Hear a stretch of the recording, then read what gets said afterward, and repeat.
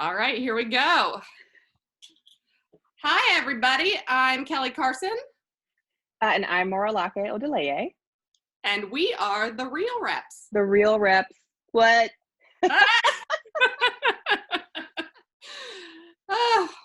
We're coming to you today from our living rooms. Because this is our first episode, we want to tell you a little bit about who we are and what we're doing here.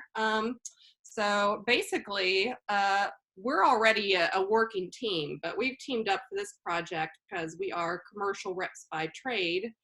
We have a passion for seeking out, developing, and promoting exceptional directorial talent. And so we wanted to create these webisodes of reconnecting with our community and sort of tackling some of the harder questions that we get in our profession as the people that are connecting the talent to the client. So let's begin. Morolake, do you want to read out our question? Yeah, sure. So we're gonna do, like one question per episode. Keep it pretty tight. But this is a question that we've been hearing, around town, and it has to do with white cis men feeling that they're being overlooked, and some are being told that they're kind of less sellable in this moment of, pro-diversity and getting new voices out there. And so we're wondering, like, is there truth to this, or is this more, emotional than perhaps realistic? So Kelly, did you want to kind of take your first whack at this? Yeah, I think, we're definitely seeing a lot of requests lately for diverse talent, more so than we were in previous years. This year it really amped up.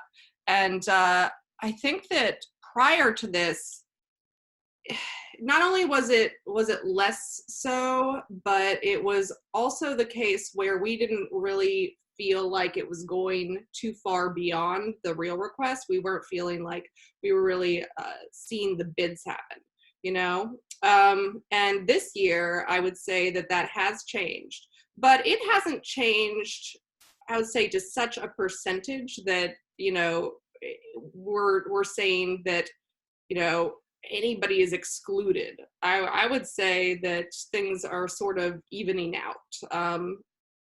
What do you think, Morolake? Well, no, I totally agree. I think that, Kelly, we've had this conversation a couple of times, that diversifying directing talent in this space is going to take more than producers just requesting more women and POC reels that come with projects. It's really going to take broader consideration of different kinds of reels, because again, historically, projects have gone to people who have these established networks, and that has excluded people of color and women largely for years. And so you have reels that aren't equivalents. Someone has been getting all of the Cadillac and all of the Mercedes work for years. How do they compete with someone, who's really been working with much smaller budgets, much smaller projects? So it's going to take a larger consideration from the producers, the agencies, and the brands to look at these reels with these considerations. It's like, this person is talented, they can clearly do the work.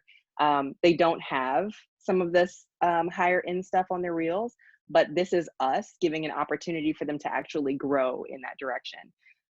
So that said, yes, I'm totally on board with what you said, Kelly. I think that what we're seeing is people asking us for more diverse talent, but I have yet to really see that translate into a shift percentage-wise in, significantly more women or more people of color actually getting the projects.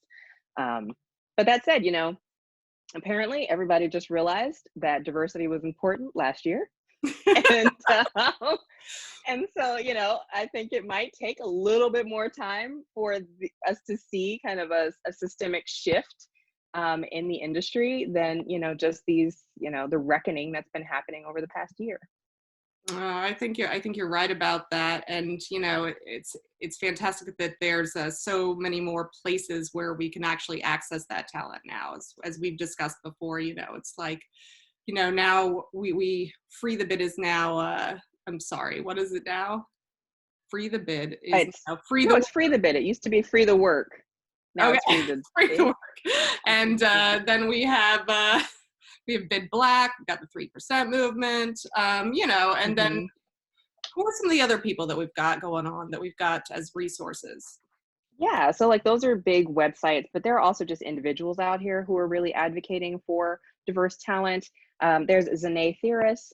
You have to excuse me if I didn't say your last name correctly, but this is just a woman who's been on LinkedIn consistently sharing new Black directing talent.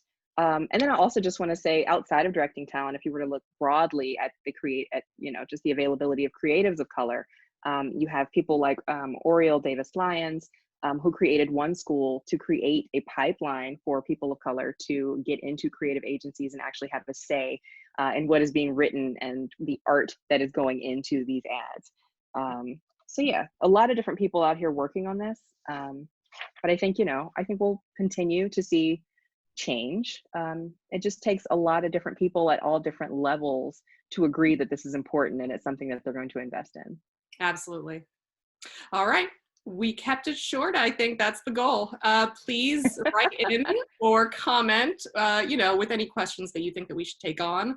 You know, obviously people come to us a lot with questions regarding, you know, how we interact with clients. And then there's obviously the issue with how things have changed with COVID.